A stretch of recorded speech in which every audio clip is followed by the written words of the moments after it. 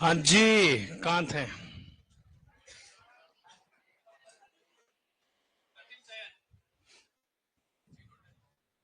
ठीक है, लिखो व्यक्तिक चयन। व्यक्तिक चयन, इंडिविजुअल सिलेक्शन। लिखो, इस चयन की विधि में, इस चयन की विधि में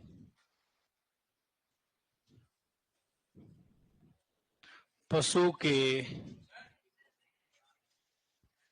क्या हुआ? अच्छा, ऑन करूं?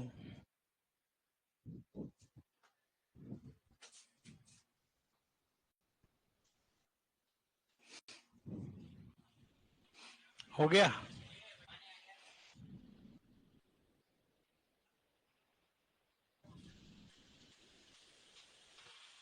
ये बारिश का मौसम।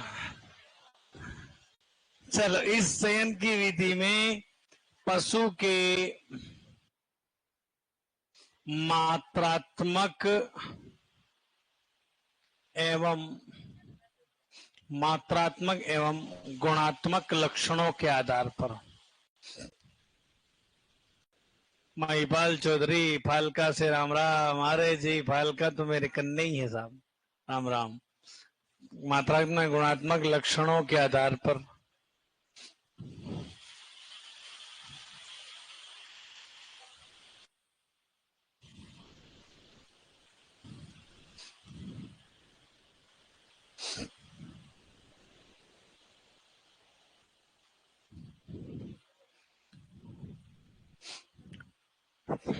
इस चयन को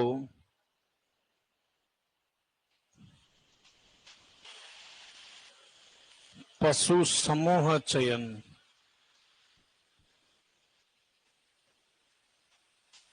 या दृश्य चयन या मास सिलेक्शन भी कहते हैं।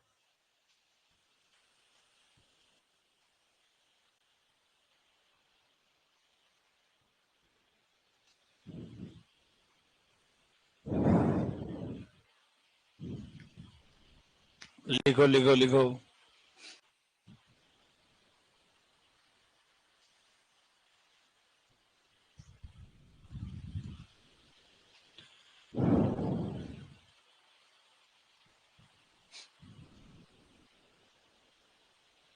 बारिश हो रही है, कसवा पूजा क्या कर दिया सर? ऐसा क्या ऑन कर दिया? बारिश की आवाज आ रही है।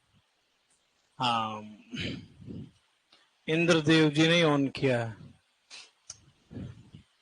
हैंड सम लग रहे हो सर जी आज। अरे, कोई दूसरे सर के लिए कहे तो अच्छा लगे, मेरे लिए ये वर्ड अच्छे नहीं लगते हैं। हाँ, हैंडसमों की यहाँ भरमार है। रविंदर जी, चौबीसा जी, ज्योग्राफी के कौन सर, क्या नाम है सर के? जितेंद्र जी, क्या नाम है? हाँ, जो भी है, मैं नहीं जानता नाम तो। कल्चर वाले सर, क्या नाम है उनका?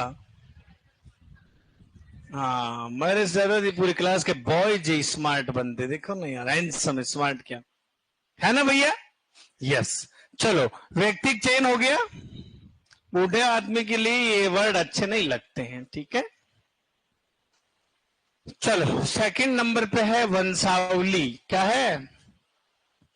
वंशावली चयन। कौन सा चयन है? वंशावली, या इसी को भी बोलते हैं पारिवारिक, फैमिली, सब इसमें ही आते हैं।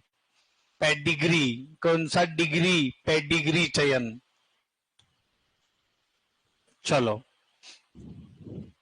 बाप को देखकर, बाप दादाओं को देखकर बेटे का चयन होता है यहाँ पर। मतलब छोटे पशुओं के चयन के लिए सबसे उत्तम विधि कौन सी है? वंशावली। लिखो, पशु के पूर्वजों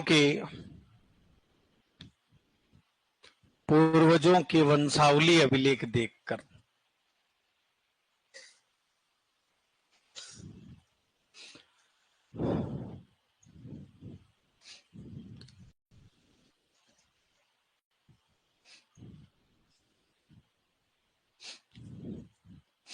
छोटे पशुओं के लिए, छोटे पशु के लिए उपयोगी है। छोटे पशुओं के चयन के लिए कौन सी विधि काम में लेंगे? पेडिग्री चयन।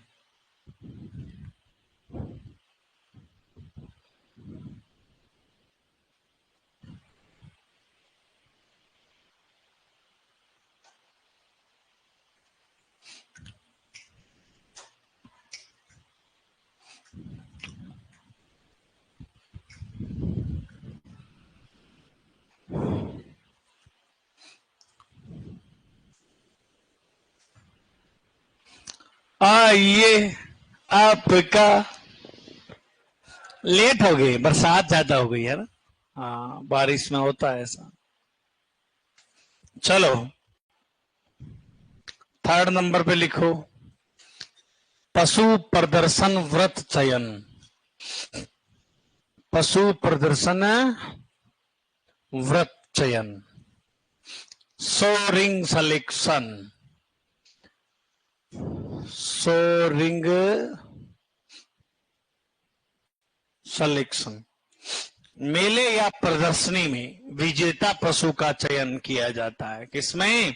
पशु प्रदर्शन व्रत चयन में। लिखो, मेले या प्रदर्शनी में, मेले या प्रदर्शनी में विजेता पशु का चयन किया जाता है।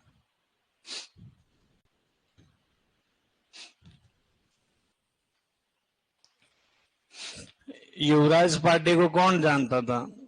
कोई नहीं जानता था। मेले में आया तो उसका प्रचार प्रसार हुआ। कहां पर आया? तो मेले में आया तो उसका प्रचार प्रसार हुआ। अनमोल पांडे को कौन जानता था? 22 करोड़ में जो बिका, कोई नहीं जानता। मेले में आया तो 22 करोड़ की बोली लगी। जब 2035 में दिलीप चौधरी का पाटा 35 करोड़ में बिकेगा तो वो मेले में ही बिकेगा बेटा, मेरे घर पे नहीं बिकेगा वो। आ गई बात समझ में? हाँ, 2035 सपना है, याद रख लेना।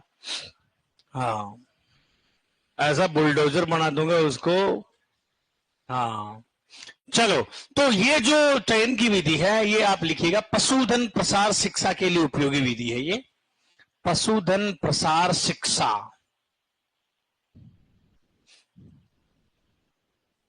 पशुओं का प्रसार हो रहा भैया।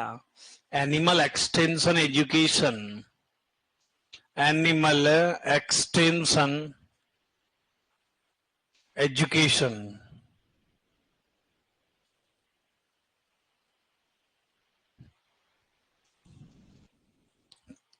के लिए उपयोगी विधि।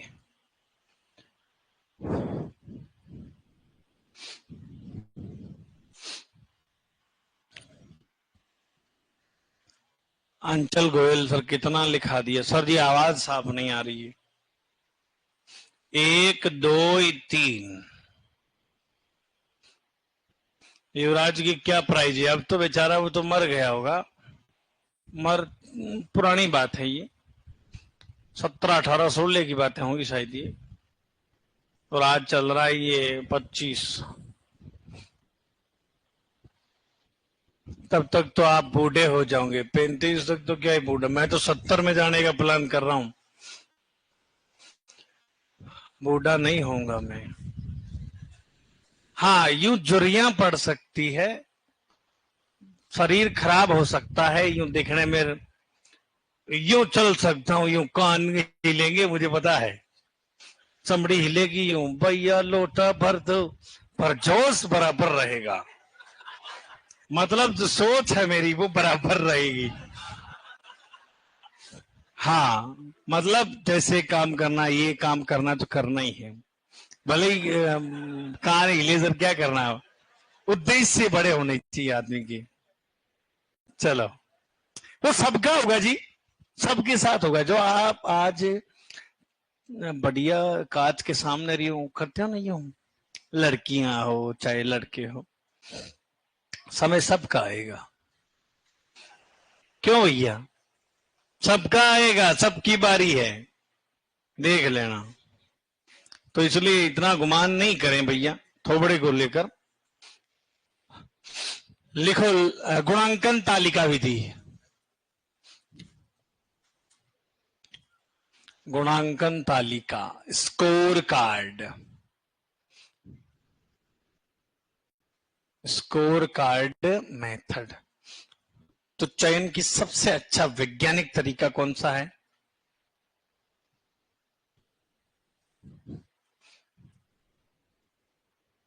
हाँ, स्कोर कार्ड मेथड। अब इसमें कैसे क्या चयन होगा सही है भैया, बताओ।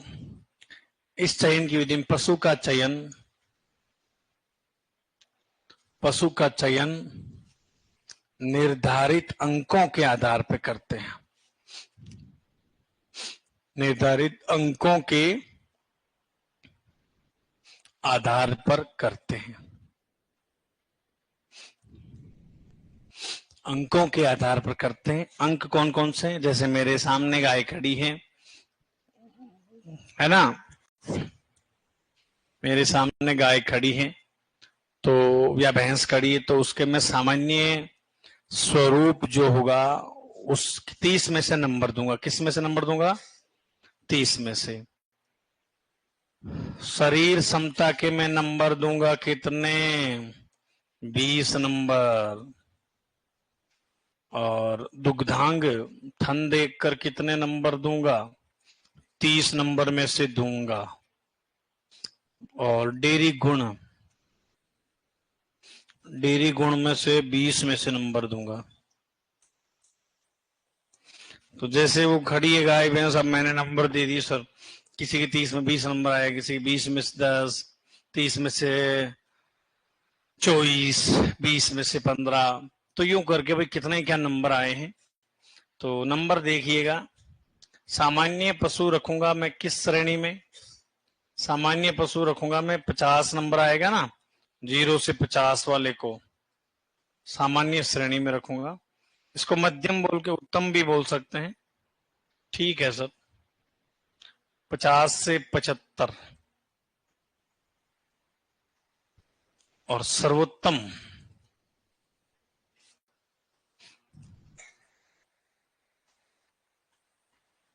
75 से 100।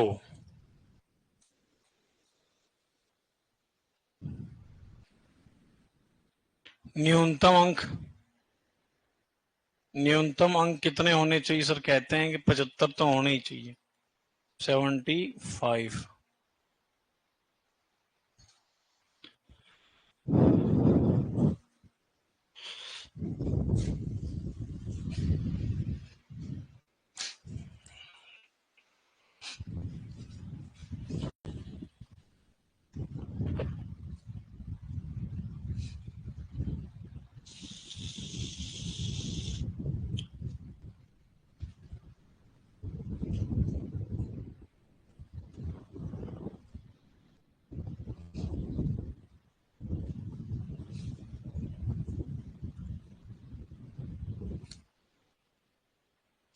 हो गया क्या?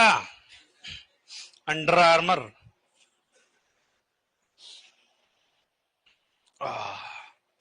सबसे प्यारी चीज है साहब, कुछ भी कहो, है कि नहीं है? हाँ, इसको सूंघते ही लगता है कि हिमालय पर्वत पे चले गए। क्यों भाई?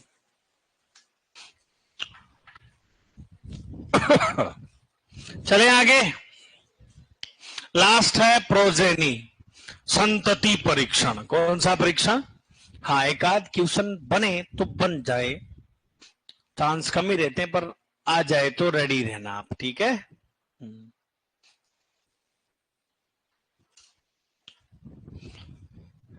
हाँ, मतलब मेरे सामने भैंस खड़ी और मैंने डायरी ले ली एक। क्या ले ली? डायरी। तो हाँ, थोड़ा देख लिया, इतने नंबर दे दिए सामान्य स्वरूप में से। सही क्षमता, हाँ ठीक है, टंटेर है तो 10 नंबर दूंगा, बढ़िया है मुर्रा झोटी है तो उसके हिसाब से नंबर दूंगा। दुग्धांग जो है सर, दुग्धांग सर पीछे से जाकर देखे जाते हैं, पीछे वाली जो बराक है वो बड़ी होनी चाहिए सर, गांव में बोलते बराक। पीछे वाला अड्डर बड़ा होना चाहिए, तब जाके बढ़िया नस्ल है सर। और टांगे पतली होनी चाहिए। क्या होनी चाहिए? टांगे पतली होनी चाहिए। दुग्धांग डेयरी गुण, अब घर वालों को पूछ लूंगा कितना क्या दूध है, या फिर मैं आ जाऊंगा 5 बजे निकाल के देख लूंगा कितना क्या दूध है, तो फिर नंबर दे दूंगा। तो ये नंबर आए हैं सर, रिकॉर्ड ही है, इस श्रेणी में आए तो ये नंबर देने हैं आपको। न्यूनतम अंक कितने होने चाहिए? 75 अंक होने चाहिए। संतति परीक्षण। कौन सा परीक्षण? हाँ, प्रोजेनी टेस्टिंग। और इसको अपन ने जीनोटाइपिक भी बोला था ना भैया। हाँ, लिखो, इस चयन की विधि में, इस चयन की विधि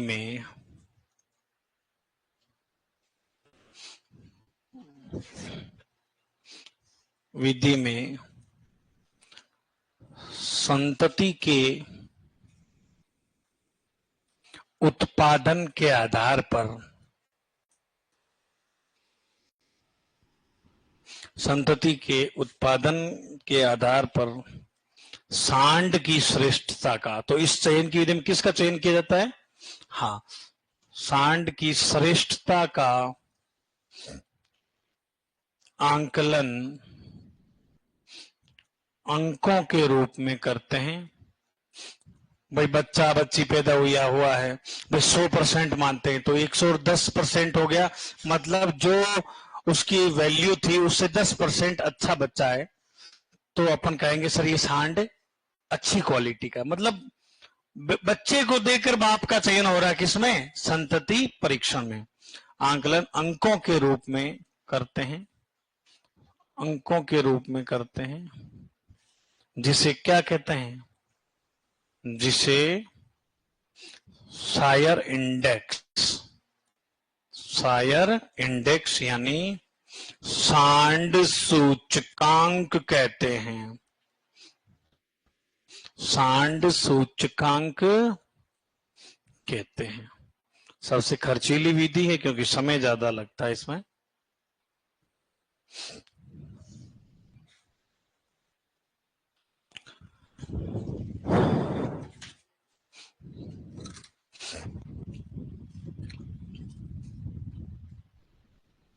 कास्टिंग पशुओं को दाईं तरफ गिराया जाता है, सही है? तो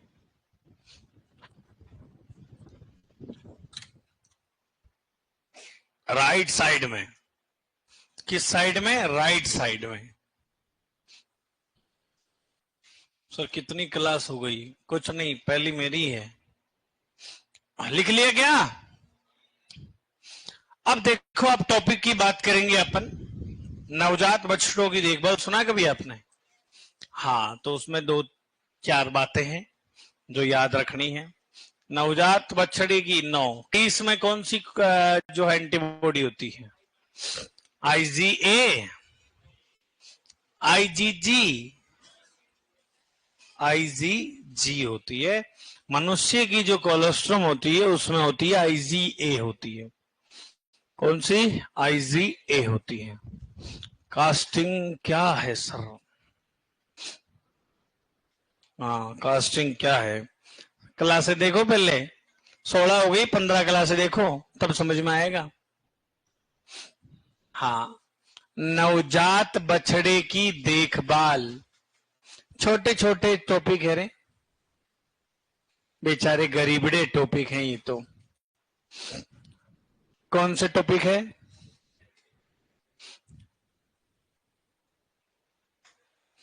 मेरे इस रूम में हालत खराब होती है,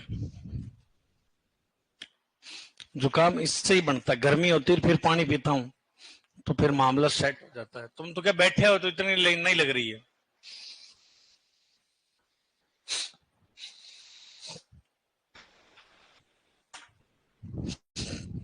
बच्चा पैदा हो गया सर नागौर में बहुत बारिश हो रही, होने तो अब फसलें तो नहीं होगी, क्या करना अब, छोड़ दी आज, छोड़ दी, अब रहने दो, जीरा जीरा बोएंगे बस, मस्त रहो तुम। ठीक है, हम क्या डैम भर लेते हैं, डैम दिखाया था ना मैंने एक बार आपको। अरे डैम का मतलब होता है डिग्गी। अरे तुम सुपरवाइजर बनोगे ना तो आएगा किसान आपके पास, भैया भैया या मैम मैम हमारे वो पास करो ना वो वाला डिग्गी, फिर आप लिख के भेजते हो आगे। तो हम क्या, जैसे खेत होता ना, खेत के कॉर्नर में भाई साहब डैम खुदवा देते हैं, गड्ढा। मेरे 2 बीघे में खुदवा रखा है, 2 बीघे में, हाँ। और आप सर्च कर लेना, एग्रीकल्चरिस्ट कभी सर्च करना, मेड़ता जीरा मंडी में फेमस है। राजस्थान में जीरा मंडी मेड़ता की फेमस है, पूरे इंडिया में साहब ऊंजा मंडी गुजरात के बाद में नंबर मेड़ता मंडी का ही आता है जीरा में। प्रोडक्शन भले ही जालौर में ज्यादा हो पर हमारे मेड़ता सिंगल तहसील है बेचारी, वो तो धूम मचा रखी, झंडे गाड़ रखे हैं जीरे के अंदर। ट्यूबवेल क्या करना है, ट्यूबवेल से खेत का पानी है सर, ये 2 बीघे में खुदवा रहे, 27 फीट गहरा, 50 बीघे जमीन, पिला दो साहब। और जीरा होता जिसका नाम सर, फिर हमारे किसान यूं करते हैं डिस्क डिस्क डिस्क, खुशी मिलती है, मिलती कि नहीं मिलती है।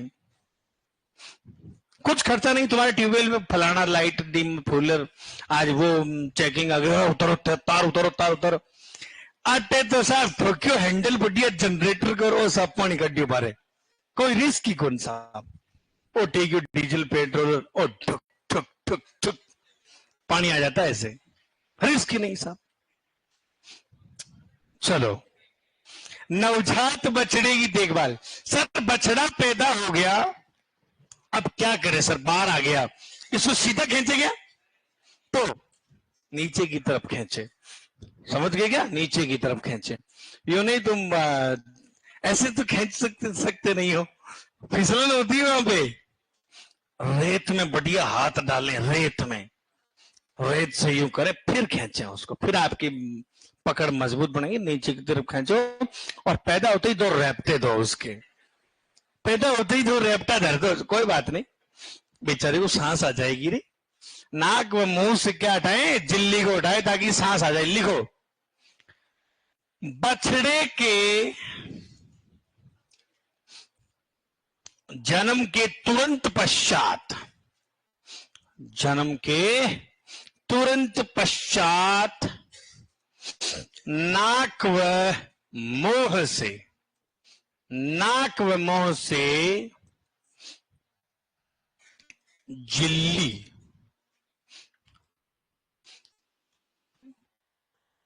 सर मैंने भी खींचा है, बढ़िया बढ़िया बेटा, आपको अवार्ड दिया जाएगा, आओ कभी।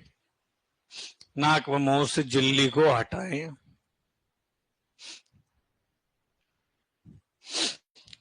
ताकि श्वास ले सके आराम से। तो ऐसी चीजें कोई नहीं पूछता है, ये तो अपन के जीरो से जब पढ़ रहे हैं ना, तो ऐसी बातें भी लिखनी चाहिए, सब नहीं पूछता, ऐसे कौन पूछेगा।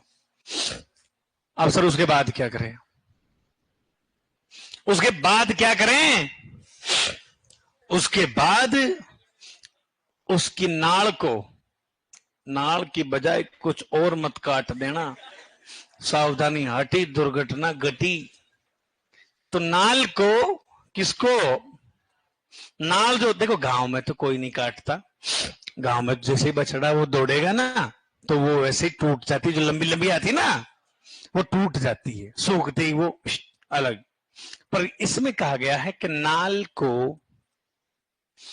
पेट से, पेट से 2 इंच नीचे से बांध दें तथा बंद से आधा इंच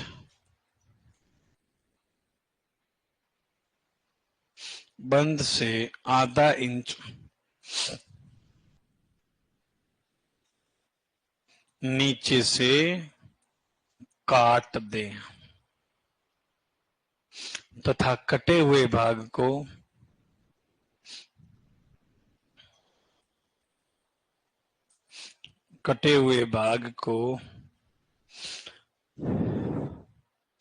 टिंचर आयोडीन के घोल में, किसके घोल में? टिंचर आयोडीन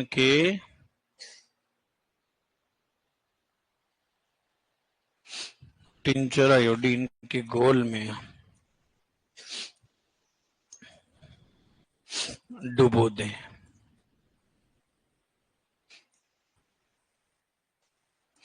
तो यहां दो क्वेश्चन बनते हैं। टिंचर आयोडीन के घोल में क्यों डुबोए साहब? हैं? कीड़े पड़ गए हैं?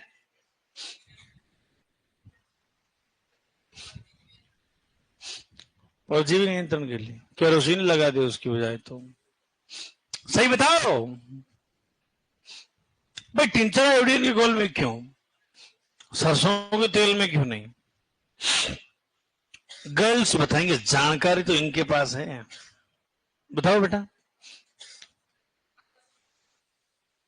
नाई की दुकान पे कौन कौन जाता? बॉयज में से सब जाते हैं, सब जाते हैं ना। बस जिसकी दाढ़ी है तो वो तो जाता ही है।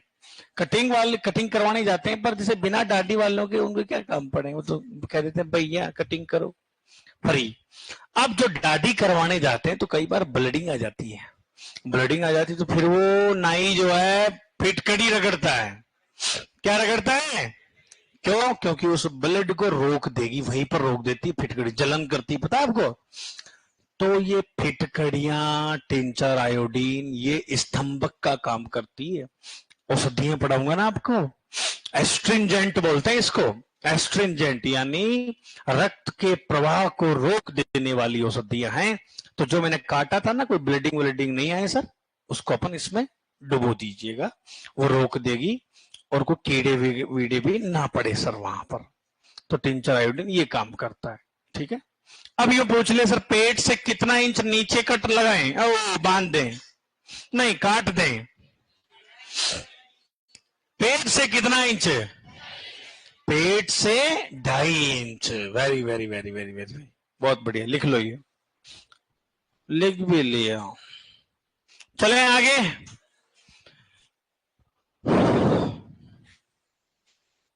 लिखो, बछड़े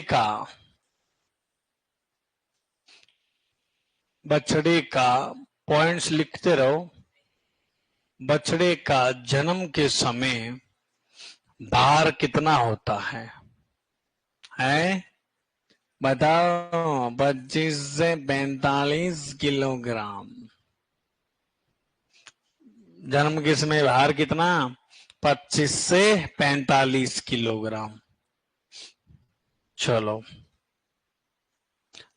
हाँ। बछड़े आहार में क्या देंगे रे उसको? भोजन में क्या देंगे रे सबसे पहले? है तो लिखो, बछड़े को जन्म के कितने समय बाद? 1 से 2 घंटे पश्चात खीस पिलानी चाहिए। खीस यानी कोलोस्ट्रम।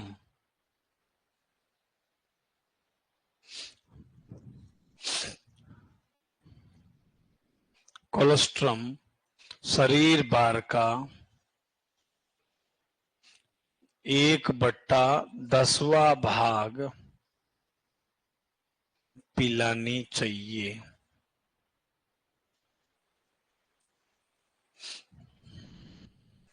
अब मैं क्वेश्चन पूछूंगा, आपको बताना है।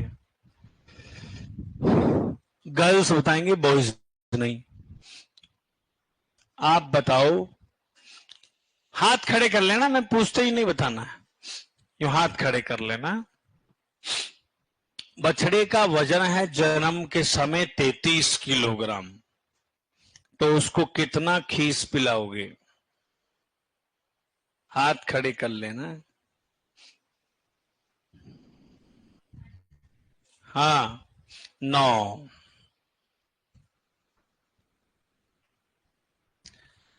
अच्छा अच्छा, एक दो, हाँ बताओ। नहीं बताया आपको? सोचो बेटा, देखो दिमाग लगाओ। हाँ, बढ़िया सर। बताओ बेटा। अरे देखो, 1/10वां भाग। अब मैंने आपको 33 किलोग्राम पूछा, तो 33 का 10वां भाग कितना होता है? 3.3 किलोग्राम। ये क्वेश्चन पूछे गए हैं इस प्रकार से। ठीक है, लिखो। खीस में कौन सी एंटीबॉडी होती रे? है IgG। लिखो। खीस नवजात बछड़े का, खीस में यू लिखो।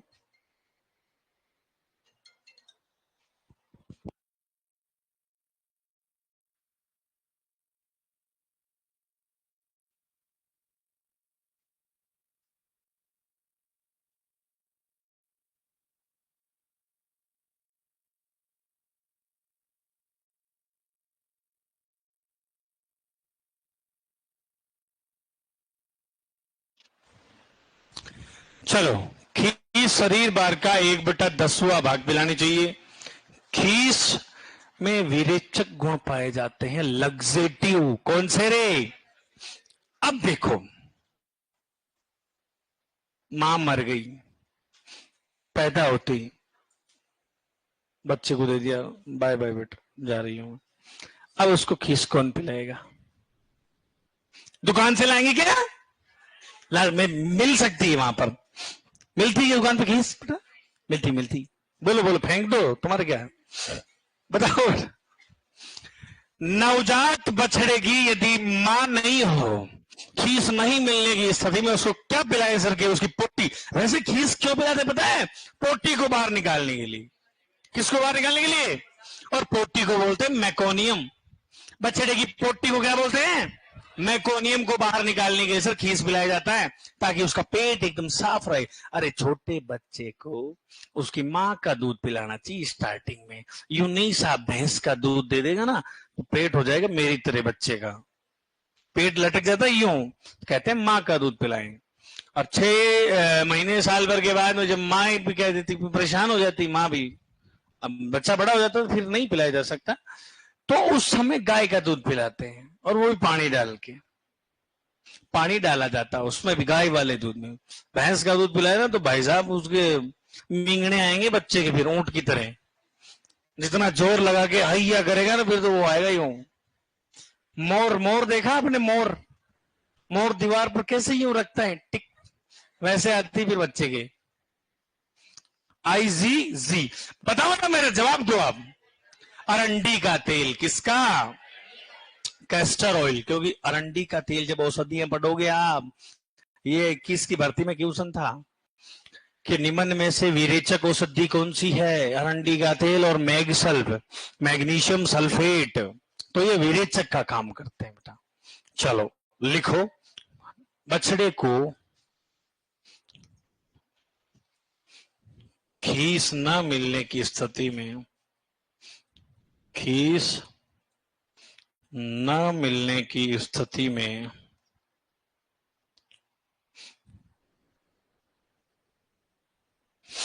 न मिलने की स्थिति में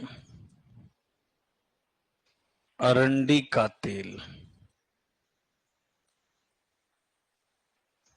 10 ml दिन में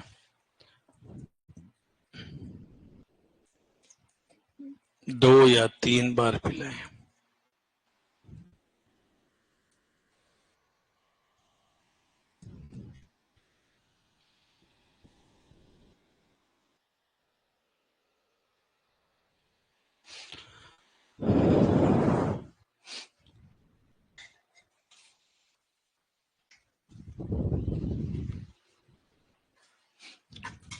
हो गया?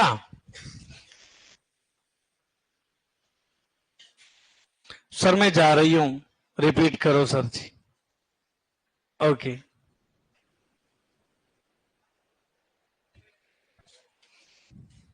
अब मैं बेटा रिप्लाई किस किस का करूं? मैं इधर इधर देखूं, इधर देखूं, या इधर देखूं? आपकी तरफ देखो ना। हाँ, चलो लिखो। खीस में रेचक, मतलब विरेचक, रेचक विचक गुण पाए जाते हैं सर। लग्जेटिव, कौन से रे? लग्जेटिव गुण पाए जाते हैं।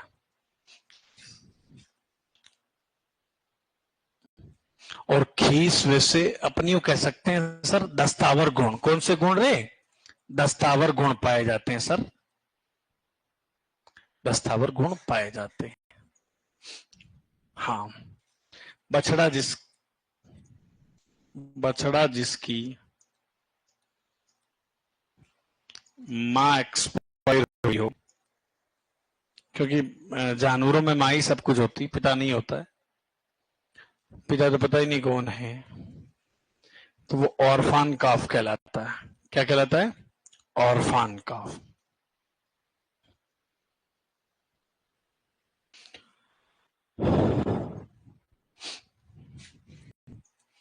बछड़े की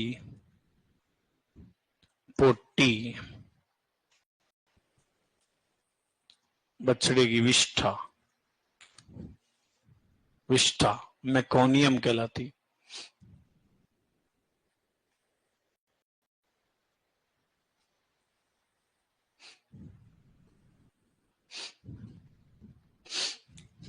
कौन सा मैकोनियम? एक ये थोड़ा और लिख लीजिएगा, काफ स्टार्टर कब देना चाहिए?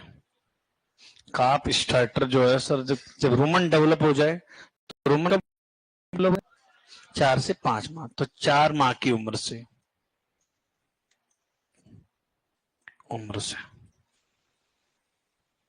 काफ स्टार्टर राशन सारे आ गए इसमें।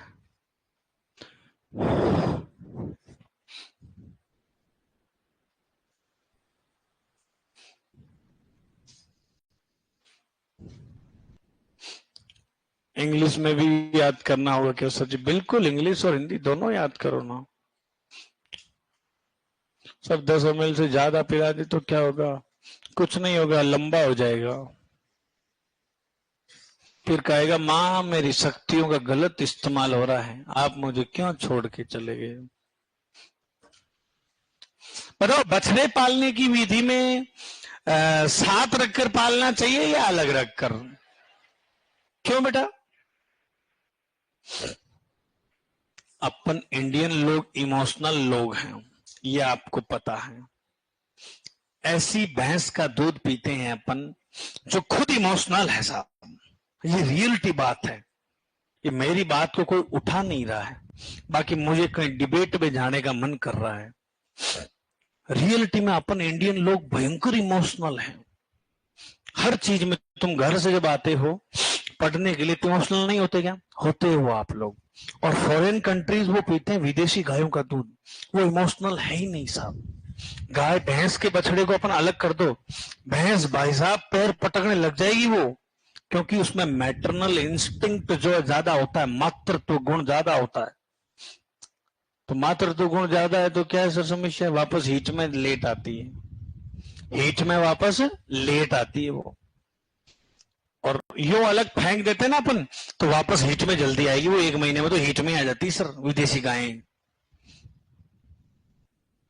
और अपने वापस भाई 1 महीनों 2 महीनों 3 महीने से जाके वो लाल टपकी, फिर दो और भैंस लाल टपकी, बुलाओ डॉक्टर ने, टीको भरो के जल्दी।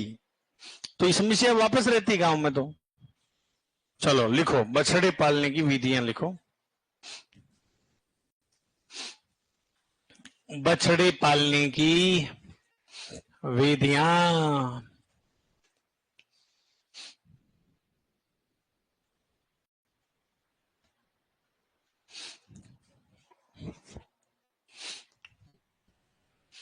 एक आती है सकलिंग। कौन सी रे? सकलिंग क्या होता है रे मित्र? बछड़े को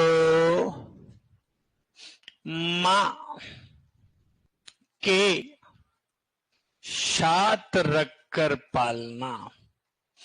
बछड़े को मां के साथ रखकर पालना क्या कहलाता रे? सकलिंग कहलाता है। एक होता है विनिंग। सुनो, सकलिंग वैसे कौन से जानवरों में करते हैं बेटा? भैंसों व देसी गायों में ही काम में लिया जाता है ये। कौन सी गायों में? देसी गायों में। और एक आता है आपके विनिंग। बछड़े को मां से, वैसे बछड़े के जन्म के समय कौन सा पेट स्टोमक डेवलप होता है? ये थोड़ी लिखा है मैंने। बछड़े का जन्म के समय कौन सा आमाशय विकसित होता है? एबोमेजम नहीं लिखा था? बछड़े का जन्म के समय कौन सा आमाशय विकसित होता है? एबोमेजम। रोमन कब डेवलप होता है? रोमन तो लिखा था ना। एबोमेजम जो बछड़े के साथ जो एबोमेजम होता है, ये ध्यान रख लेना, कॉपी के ऊपर लिख लो चाहे। बछड़े के जन्म के समय, बछड़े के जन्म के समय कौन सा आमाशय विकसित होता है? एबोमेजम होता है। बछड़े को मां से अलग रखकर पालना।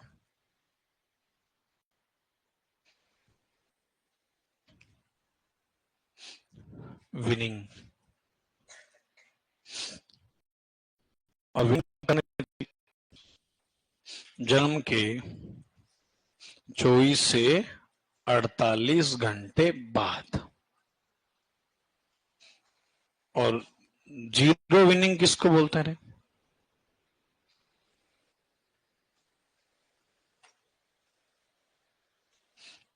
जन्म के तुरंत पश्चात।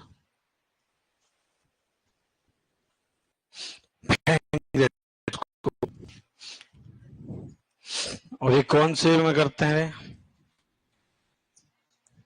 विदेशी गायों में करते हैं।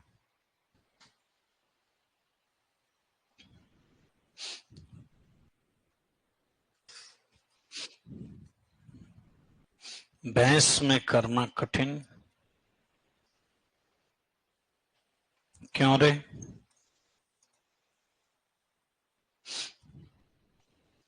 क्योंकि मातृत्व गुण ज्यादा पाया जाता है। मैटरनल इंस्टिंक्ट ज्यादा पाया जाता है, ज्यादा होता है।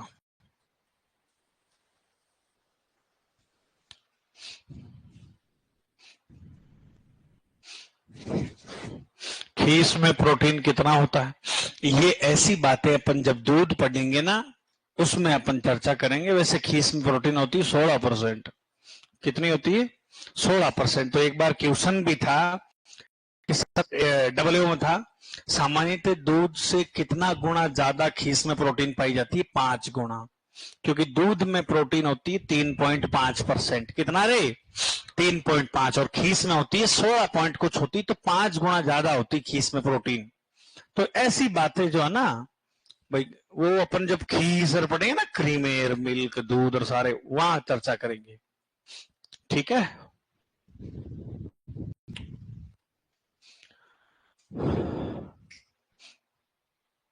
मातृत्व गुण ज्यादा होता, लिख लिया। फायदा क्या है विनिंग का? फायदे ही फायदे हैं।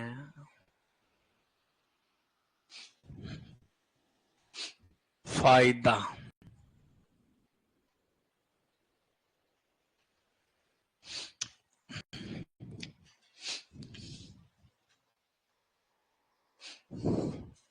ब्यात काल कम हो जाएगा।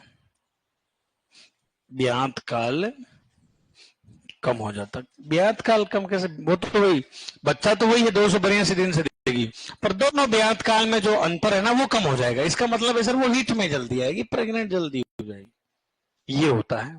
और ये भी फायदा है कि सर हो सकता है बछड़ा एक्सपायर हो गया या माँ एक्सपायर हो गई या बछड़ा एक्सपायर हो गया है ना 2-3 दिन बाद, तो माँ को पता नहीं चलता कि वो मरा है कि जीवित है, वो अपने आप से ही दूध देती रहेगी। बाकी अपने पता गायों की भैंसों की हालत खराब हो जाती बछड़ा खत्म होते ही। भाई साहब वो लाइन में ही नहीं आए, ऑक्सीटोसिन लगा लगा के परेशान हो जाते हैं अपन। ऑक्सीटोसिन क्या करता है आप बताओ मुझे पहले तो, हीट मिलाने के लिए।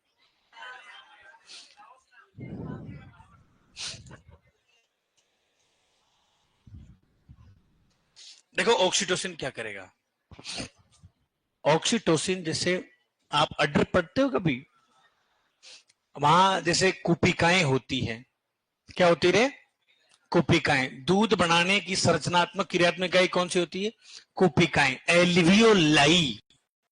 हाँ एल्वियोलाई। तो अब मैं शक कर रहा हूं सर, क्या कर रहा हूं, शक। शक मतलब अपन मसाज जो करते हैं वो शक है, या बछड़ा यूं करता ना यूं, वो शक है वो sir.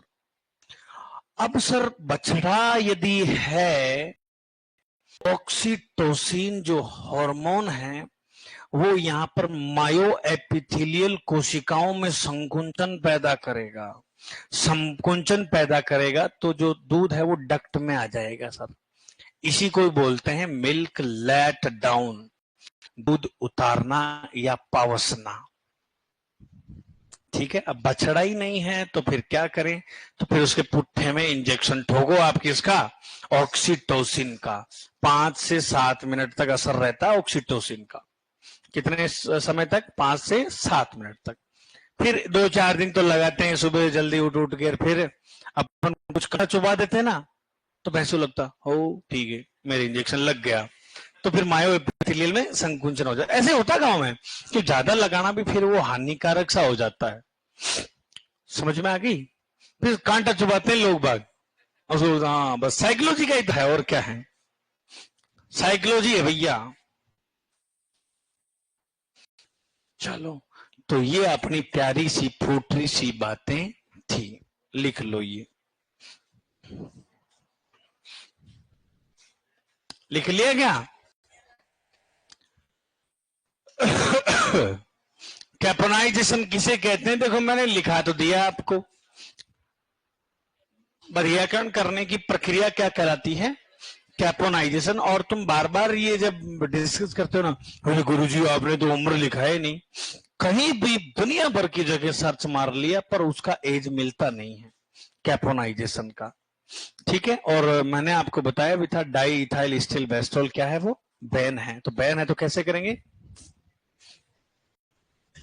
Ton ton ton ton, ऐसे ही करते हैं सर, सर्जिकल से। कैसे करते हैं, हाँ मतलब चीरा लगाकर करते हैं सर।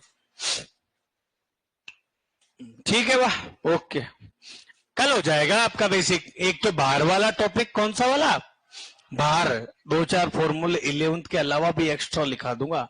11th में तो शेफर फॉर्मूला है, क्या है, शेफर जी है। उसके अलावा मिनेसोटा, अगर भंडारी, सब लिखा देंगे।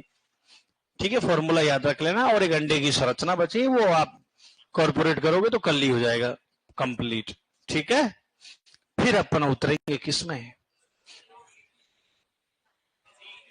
डिजीज में क्या है ऐसा।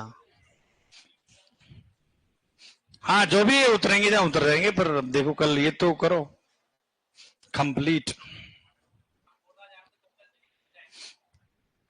हो गया भाई, डिजीज में मैं कम से कम दिन लूंगा 7 से 8 घंटे। कितने, 7 से 8 घंटे पूरा पोस्टमार्टम। ठीक है।